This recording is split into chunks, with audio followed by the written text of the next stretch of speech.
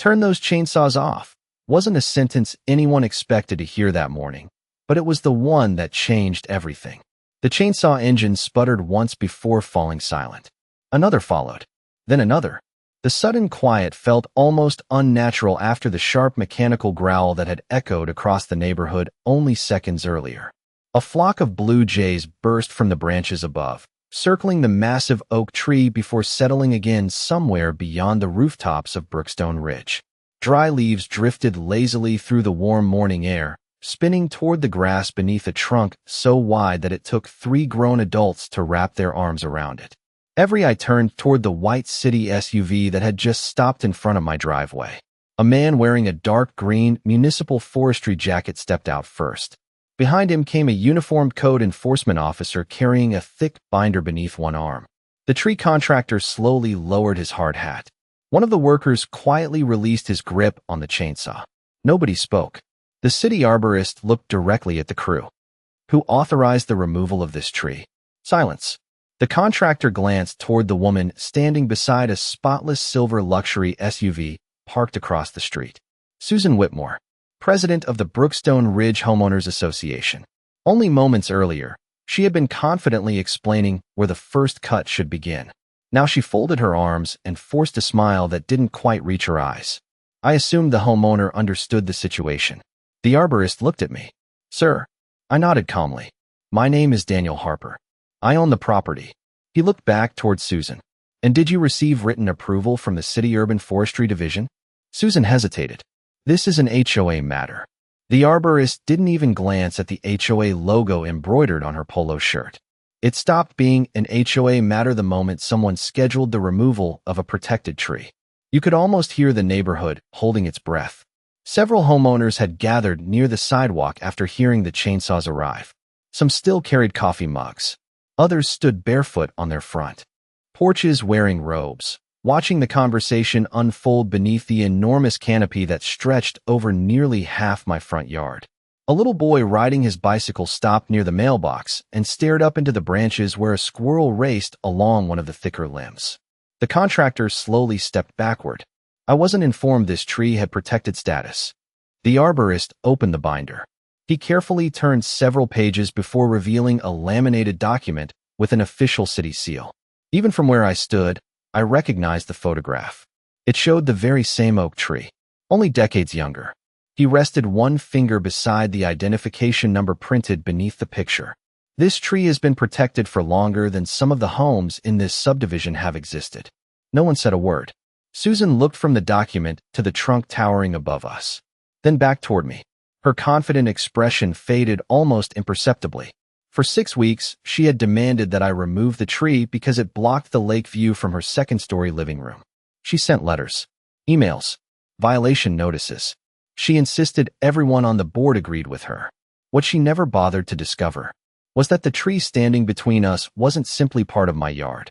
It had been part of the city's history long before either of us ever moved into Brookstone Ridge. And the story of how she learned that lesson started on the very first morning I unpacked my moving truck beneath its branches. My moving truck arrived just after 8 on a cool Monday morning. The first thing I noticed wasn't the house. It wasn't the freshly painted shutters or the stone walkway leading to the front porch. It was the sound above me. Leaves rustling, birds arguing somewhere high in the branches. A gentle breeze moving through a canopy so large it shaded nearly the entire front yard. I stepped out of the truck and looked up. The oak seemed impossibly old. Its trunk twisted skyward with the confidence of something that had survived generations of storms. Thick branches stretched across the lawn before reaching toward the quiet residential street, casting moving patches of sunlight across the driveway. The previous owners had mentioned the tree several times during closing. "You'll fall in love with it," Mrs. Collins had said while handing me the house keys. "They all do." At the time, I assumed she meant the shade. Standing beneath it now, breathing in the earthy scent of damp bark and fresh spring leaves, I realized she meant something else. The tree made the entire property feel alive. After 12 years working as a civil engineer, I wasn't looking for excitement. I had spent most of my career studying roads, drainage systems, retaining walls, and infrastructure projects that quietly served communities without anyone noticing. After my divorce, quiet sounded perfect. Brookstone Ridge promised exactly that. I spent most of the morning unloading boxes while robins hopped confidently across the lawn searching for worms beneath the oak. Every now and then I paused simply to listen. Wind, birdsong, leaves brushing together overhead. No traffic, no construction, no city noise, just peace. Around lunchtime, I unfolded an old wooden chair beneath the tree and opened the sandwich I'd packed before leaving my apartment. Before I could finish the first bite, I heard footsteps crossing the sidewalk. Slow, purposeful, confident. I looked up. A woman wearing an immaculate cream-colored blazer approached with designer sunglasses resting on top of perfectly styled blonde hair. She carried no welcome basket, no smile, only a leather folder tucked neatly beneath one arm. You must be Daniel. I am. She glanced toward the oak before looking back at me. I'm Susan Whitmore. She paused long enough for the title to carry its own importance. President of the Brookstone Ridge Homeowners Association. I stood and offered my hand. She accepted it briefly before releasing it almost immediately. I wanted to introduce myself. Thanks. I appreciate you stopping by. Her attention had already returned to the tree. It's certainly impressive. It was one of the reasons I bought the house. A faint smile crossed her face. I'm sure. Then she pointed upward. When are you planning to remove it? For a second I thought I had misunderstood. I'm sorry. The oak. She adjusted the folder beneath her arm. It blocks the lake view from my upstairs living room. I glanced toward the branches overhead. Beyond them, I could barely make out a narrow strip of shimmering water in the distance. I hadn't planned on removing it. Her expression remained perfectly composed. I was hoping you'd reconsider. She said it politely, almost casually, as though she were asking me to trim a hedge instead of cutting down the oldest living thing on the property. The previous owners never seemed interested in cooperating, she continued. I'm optimistic you'll be more reasonable. I looked back toward the massive trunk rising from my front yard. A pair of cardinals landed on one of the lower branches. The afternoon sunlight filtered through thousands of green leaves, scattering shifting patterns across the grass at our feet. I actually like the tree, I said. Susan smiled again. This one felt colder. We'll talk again soon. Then she turned, walked back toward the sidewalk, and disappeared down the quiet street without another word. I watched her leave before looking up once more into the spreading branches overhead. At that moment, I honestly believed our disagreement was simply about landscaping. I had no idea it was about to become something much bigger. The first letter arrived 3 days later. I found it tucked neatly between my electric bill and a grocery store flyer as I sorted through the mail standing beside the kitchen counter. The envelope carried the familiar Brookstone Ridge HOA logo embossed in dark blue across the upper left corner. For a brief moment, I assumed it was a welcome packet. Instead, the first sentence read, "Courtesy notice regarding landscape compliance." I smiled to myself. I'd lived in the house for less than a week. I opened the letter anyway. According to the notice, my property's mature oak trees significantly obstructed neighboring scenic views, and the board encouraged voluntary removal to preserve the community's visual harmony. Voluntary. The word almost made me laugh. Nobody voluntarily cuts down a healthy oak that has probably stood longer than the neighborhood itself. I folded the letter neatly and placed it beside my coffee mug. Outside, sunlight filtered through thousands of green leaves, casting moving shadows across my dining room floor. The tree seemed completely indifferent to paperwork. Over the next several days, I settled into a comfortable routine. Every morning before work, I carried my coffee onto the front porch. Blue jays argued loudly in the upper branches. A pair of squirrels chased each other around the thick trunk before disappearing into the canopy. Neighbors walking their dogs often slowed to admire the tree. Beautiful oak. An older man named Bill called one morning. They don't grow them like that anymore. I've noticed. My grandkids love collecting acorns every fall. His smile carried genuine affection. After he continued down the sidewalk, I couldn't help wondering why anyone would want something so alive removed simply to improve a distant view. The answer arrived that Saturday. I was trimming a few low shrubs near the mailbox when a white luxury SUV stopped along the curb. Susan stepped out carrying another folder. This one looked thicker. I thought I'd check whether you've had time to consider my suggestion. I received the letter. And I don't intend to remove the tree. Her expression remained perfectly composed. I don't believe you understand how important neighborhood consistency is. I rested my pruning shears on the grass. I'm not changing anything. She slowly opened the folder. I've spoken with several homeowners. She glanced toward the branches overhead. They all agree the tree dominates the streetscape. Almost on cue, a young couple pushing a stroller walked past us. The woman smiled at me. "We love your tree." Susan's jaw tightened almost imperceptibly. The couple continued without realizing they had interrupted the conversation. "I think opinions vary," I said calmly. "This isn't about opinions." She removed another sheet of paper.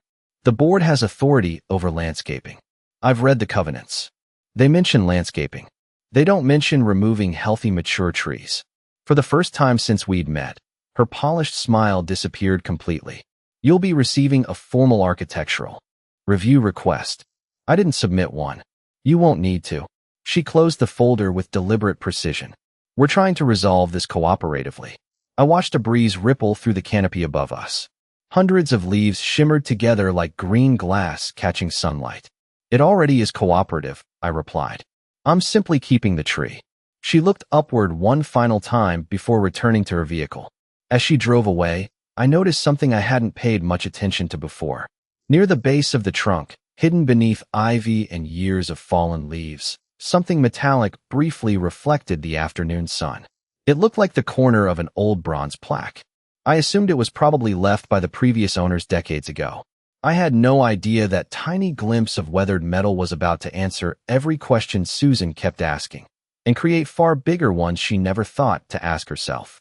That small piece of bronze stayed in my mind for the rest of the afternoon. The next morning, before leaving for work, I grabbed a pair of gardening gloves and a small hand trowel. The ivy surrounding the base of the oak had grown thick over the years, weaving around exposed roots like a green blanket. Damp soil clung to my gloves as I carefully pulled away vines and decades of fallen leaves. Within a few minutes, the bronze surface appeared again. It wasn't decorative. It was a plaque. Weathered. Scratched. Almost forgotten. I knelt closer and brushed away the remaining dirt with my fingertips. The engraving was faded, but still readable. Heritage Tree Program. Beneath those words sat an identification number followed by a year. I leaned back on my heels. That didn't make sense. Why would someone install an official plaque on a private tree? Curiosity replaced frustration. Instead of driving directly to the office, I stopped by the city planning department downtown. The receptionist directed me to the urban forestry division. An older gentleman named Richard greeted me with an easy smile after I explained why I was there. "You said heritage tree?"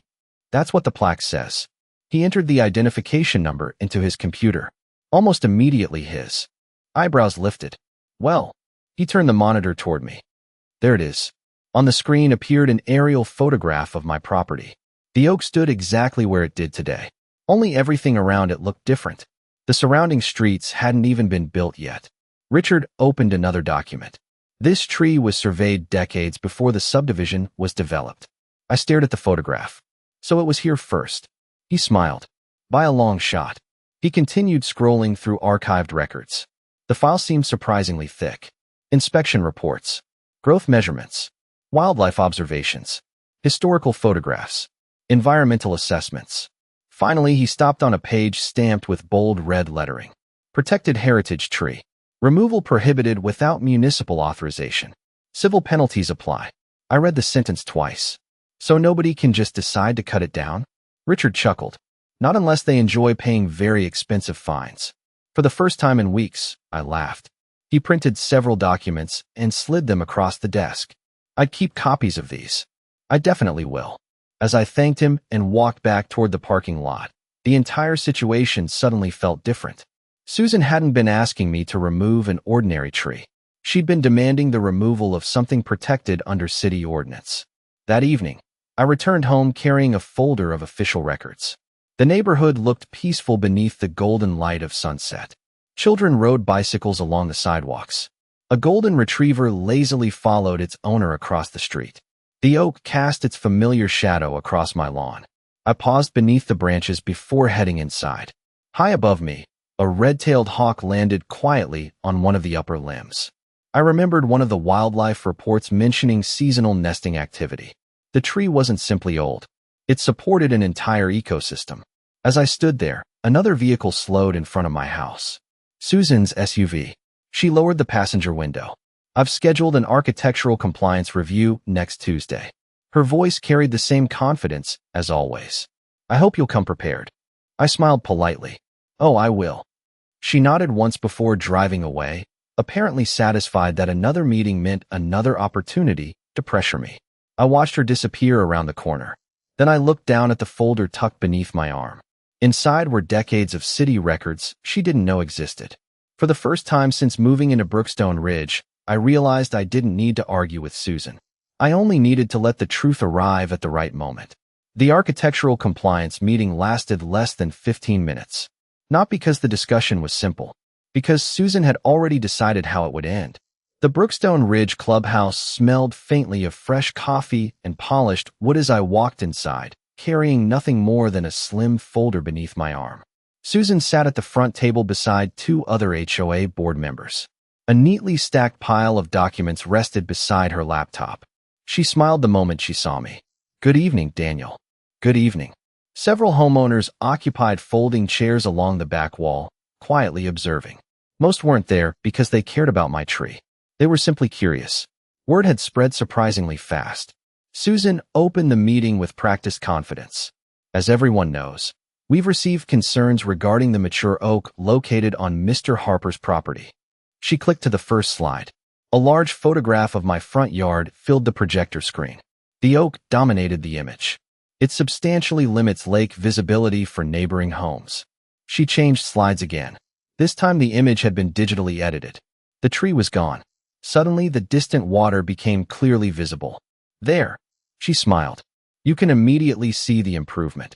Several people studied the image. Nobody spoke. Susan continued. The board believes voluntary removal would benefit the community as a whole. She looked directly at me. Mr. Harper, have you reconsidered? I remained seated. No. A brief silence settled across the room. One board member shifted uncomfortably in his chair. Susan folded her hands together. May I ask why? Because removing the tree isn't an option. She tilted her head slightly. Everything is negotiable. Not this. Her smile began to fade. I don't believe you're understanding the board's authority. I slowly placed my folder on my lap. I understand your authority. Then I looked around the room. I also understand its limits. Several homeowners exchanged quiet glances. Susan cleared her throat. If you're referring to landscaping guidelines, I'm referring to city law. That sentence changed the atmosphere immediately. Even the board members turned toward me. I removed a single document from the folder. Not the entire file. Just one page. Across the top appeared the official seal of the Urban Forestry Division. I slid the copy across the table. Susan glanced down without much interest. Then her eyes stopped moving. She read the heading again. Protected Heritage Tree. Her confident posture shifted almost imperceptibly. Where did you get this? The city. She continued reading. One board member leaned closer. So, he asked quietly. This tree is officially protected. It has been for decades. The room fell completely silent. Susan quickly straightened the paper. I'm sure we can verify this. Please do. I've already spoken with the Urban Forestry Division. I paused just long enough for everyone to absorb the statement. They suggested that anyone planning removal should contact them before scheduling any work. Susan looked up sharply. Scheduling. I assumed someone would eventually. Her expression revealed the smallest hint of uncertainty since the day we met. She closed the folder in front of her. This meeting is only about compliance. I understand. The vice president quietly cleared his throat. Perhaps we should postpone further discussion until we confirm the city's records. Susan hesitated, then nodded. Fine. The meeting adjourned with polite smiles that fooled no one. As neighbors slowly filed toward the parking lot, several stopped beside me. Bill lowered his voice. I've lived here 18 years. I never knew that tree had protected status. Neither did I. Outside, the evening breeze stirred the upper branches of the oak visible beyond the clubhouse windows. Its leaves shimmered softly beneath the setting sun. The tree hadn't changed. Only the conversation had. The following afternoon, while I was watering newly planted ferns beneath the canopy, I noticed a pickup truck with the logo of a tree removal company turning slowly onto my street. Behind it, Susan's silver SUV followed close behind. The pickup truck rolled to a stop beneath the oak just after 2 o'clock. Its white doors carried the logo of a local tree service, and a long trailer behind it held chainsaws, climbing ropes, orange safety cones, and a hydraulic lift. The workers stepped out with the relaxed confidence of men expecting an ordinary afternoon job. One of them looked up into the enormous canopy and let out a low whistle. "That's a beautiful old tree." His partner nodded. "It'll take us most of the day." I set my watering can beside the flower bed and walked toward the driveway. "Afternoon." The foreman smiled. "Afternoon, sir. We're here for the oak removal assessment." Before I could answer, Susan climbed out of her silver SUV parked directly behind the truck. She wore the same immaculate blazer I'd seen at every HOA meeting. Her sunglasses reflected the branches overhead. "I'm glad everyone arrived on time," she said. The foreman glanced between us. "You own the property?" "I do." He opened a clipboard. "We're only doing measurements today. Once approval is finalized, we'll schedule the removal." Susan folded her arms. "The HOA has already reviewed the situation." I met the foreman's eyes. "Has the city?" His smile faded slightly. "What do you mean?" "This tree is protected." Susan answered before he could. "That's still being verified." "It already has been." The foreman lowered his clipboard. "You have paperwork?" "I do." I returned to the porch and retrieved the folder from the small table beside my front door. Every document was organized exactly as Richard from the Urban Forestry Division had suggested. The heritage tree registration, the inspection history, the ordinance, the penalty schedule. I handed the first page to the foreman. He studied it carefully. His expression changed almost immediately. He looked back toward the oak, then toward Susan. "Ma'am," she interrupted. "The HOA has jurisdiction over landscaping." He slowly shook his head. "Not if the municipality says otherwise." Susan's voice became noticeably firmer. "This homeowner has delayed compliance for weeks." The foreman didn't answer. Instead, he reached into his pocket and pulled out his phone. "Excuse me." He stepped several feet away and made a call. I couldn't hear every word. Only fragments. "Protected heritage tree. Permit status. Urban forestry." The conversation lasted less than 2 minutes. When he returned, his tone had completely changed. "We're not touching this tree." Susan stared at him. "You haven't even inspected it." "We don't need to." He handed the paperwork back to me. "If this registration is valid, cutting even one major limb without authorization could expose everyone involved to serious penalties." A light breeze swept through the canopy overhead. Thousands of leaves shimmered together, producing the same peaceful sound that had greeted me on my first morning in the house. Across the street, several neighbors had quietly gathered after noticing the truck. Bill stood with his hands in his pockets. The young couple with the stroller watched from the sidewalk. Nobody spoke. The foreman looked towards Susan once more. "I'd strongly recommend contacting the city before scheduling anything else." She crossed her arms tighter. "I'll handle it." "I hope so." Just then, another vehicle turned slowly onto the street. A white SUV with the official seal of the City Urban Forestry Division on its door. It parked directly behind the contractor's truck. A man wearing a dark green forestry jacket stepped out carrying a thick binder beneath one arm. I recognized Richard immediately. He smiled politely as he approached. "Good afternoon." Then he looked up at the massive oak. "I believe we're here to discuss one of our oldest protected trees." Richard stopped beneath the spreading canopy and rested one hand against the weathered bark, almost like he was greeting an old friend. "You've taken good care of her," he said. I smiled. "I've only been here 6 weeks. Sometimes that's all it takes." He opened the thick binder and carefully flipped through several color-coded tabs before stopping at a laminated page. The contractor and his crew quietly gathered around. Even Susan stepped closer. Richard pointed to a detailed survey map. This oak was officially entered into the Heritage Tree Program in 1978. He turned another page. It predates the subdivision by nearly 20 years. The foreman let out a slow breath. So this neighborhood was literally built around it. Exactly. Richard continued turning pages. Annual inspections, wildlife assessments, canopy measurements, root zone protection plans. Every few years, another certified arborist had documented the tree's health, making the file thicker with every passing decade. Susan folded her arms. "There has to be some process for removing it." "There is." Richard looked directly at her. "It begins with demonstrating that the tree is dead, diseased beyond recovery, or presents an immediate public safety hazard. He glanced up into the canopy where sunlight filtered through thousands of healthy green leaves. I don't see any of those conditions. Susan's confidence began to crack. But it obstructs private lake views. Richard didn't even write that down. That's not recognized under the ordinance. She tried again. The HOA has landscaping authority. It does. He nodded politely. But HOA authority cannot override municipal environmental protections. The sentence settled over the gathering like absolute silence. The contractor closed his clipboard. I'm officially declining this project. His crew immediately began loading and used equipment back into the truck. One worker quietly removed the orange safety cones without ever placing them on the ground. Across the street, more neighbors had wandered outside. Windows opened. Garage doors lifted. People whispered as they watched the unexpected scene unfold beneath the enormous oak. Bill walked over carrying his coffee mug. I've lived here since the first houses were built. He looked toward Richard. I honestly never knew this tree was protected. Richard smiled. Most people don't. He reached into the binder again and removed a glossy historical photograph. The image showed the same oak standing alone in the middle of an open field decades before a single street existed. There used to be a farmhouse here, he explained. This tree became one of the landmarks surveyors used when planning the original development. The neighbors leaned closer. One woman quietly shook her head.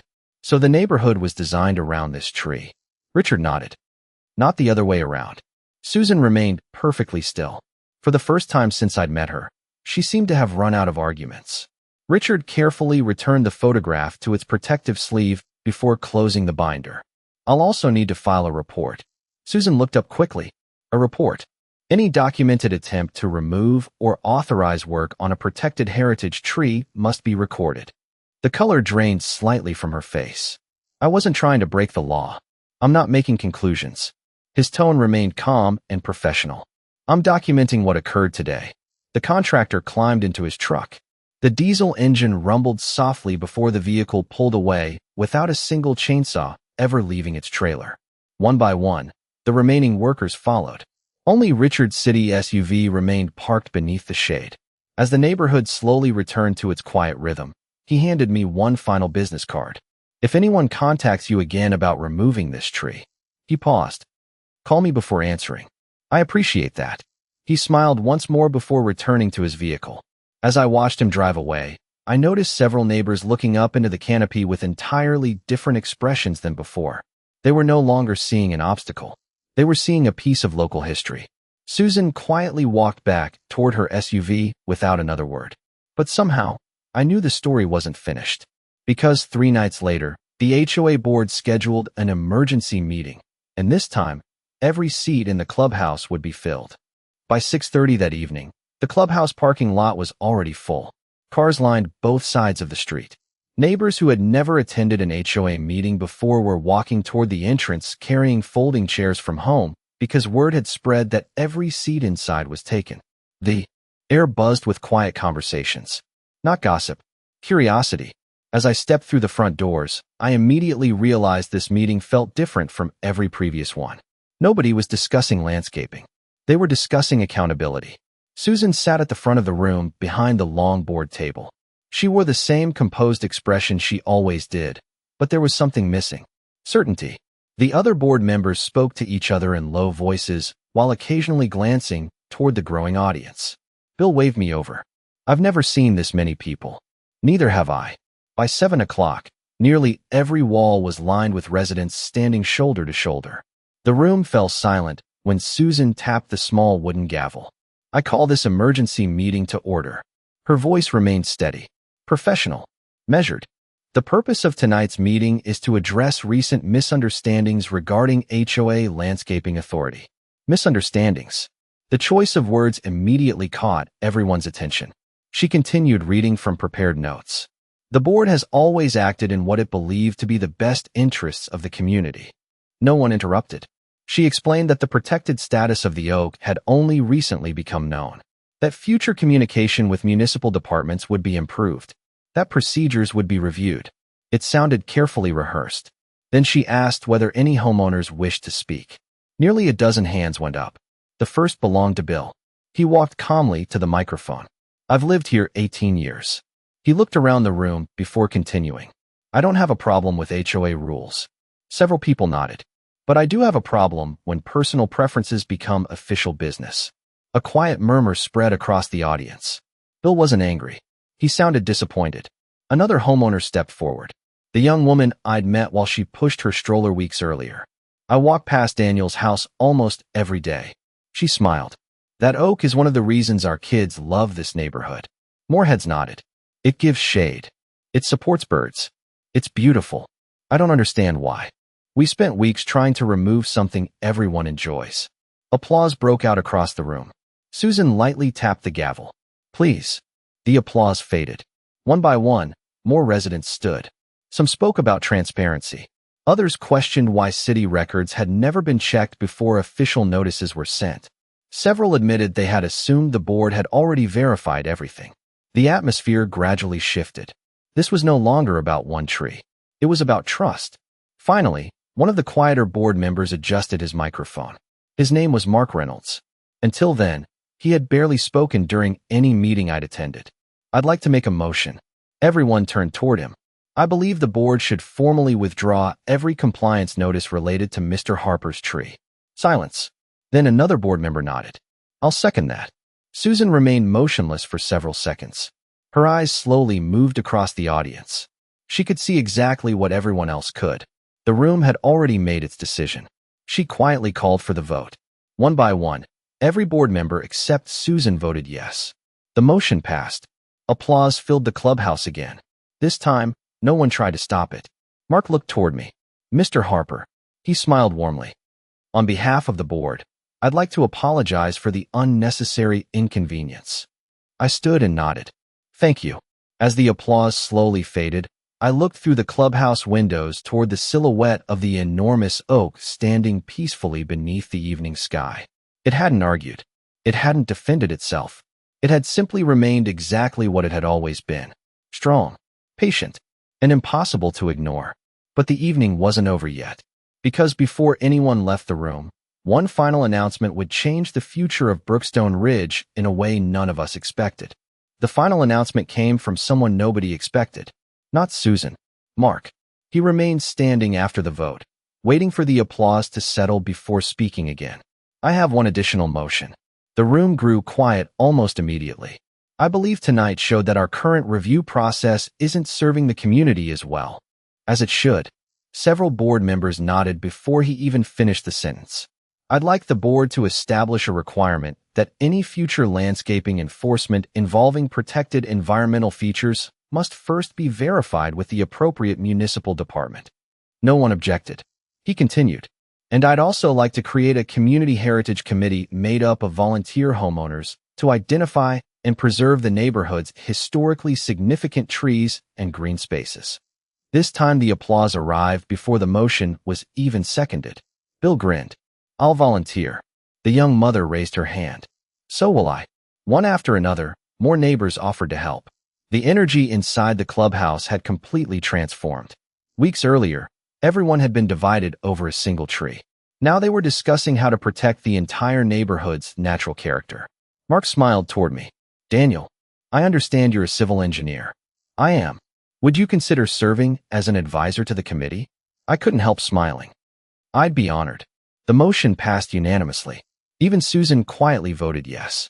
As residents began gathering their belongings, she slowly walked toward me. For a moment, neither of us spoke. Then she took a slow breath. I should have verified everything before pushing this as far as I did. Her voice was noticeably quieter than I had ever heard it. I believed I was protecting property values. I nodded. I believed that. She looked through the clubhouse windows toward the dark outline of the oak standing beneath the streetlights. I never stopped to consider that the tree itself might be part of what gives this neighborhood its value. It wasn't a dramatic apology. There were no excuses, no arguments, just an honest admission that assumptions had replaced facts. I offered my hand. She accepted it. I hope we can move forward. So do I. When I stepped outside, the night air carried the familiar scent of fresh leaves and warm earth. The neighborhood felt unusually peaceful. Several families lingered on the sidewalks, still talking about the meeting. Children chased lightning bugs beneath the very branches that had almost been removed. Bill laughed as one little boy proudly filled his pockets with freshly fallen acorns. I walked home beneath the quiet canopy. The oak barely moved as a gentle breeze drifted through its leaves. It had witnessed surveyors marking empty fields, construction crews building streets, families moving into new homes, decades of changing seasons. And now, one more chapter. A week later, the city installed a polished interpretive marker beside the original bronze plaque explaining the tree's history and protected status. Neighbors stopped to read it during evening walks. Parents used it to teach their children about conservation. Visitors often paused to take photographs beneath the enormous branches. Nobody talked about cutting it down anymore. Instead, people simply called it the heritage oak. Sometimes I still drink my morning coffee beneath its shade before leaving for work. The birds still arrive before sunrise. The squirrels still race across the same limbs. The wind still whispers through thousands of green leaves exactly as it did on the day I first unpacked my moving truck. Looking back, I realized this story was never really about winning an argument with an HOA president. It was about what happens when patience, facts, and respect quietly outlast pride. Justice didn't arrive with raised voices or dramatic speeches. It arrived with a weathered bronze plaque, a forgotten city record, and a tree that refused to become invisible. And every time I look up into those branches, I'm reminded that the strongest things rarely need to shout. They simply stand their ground until the truth catches up.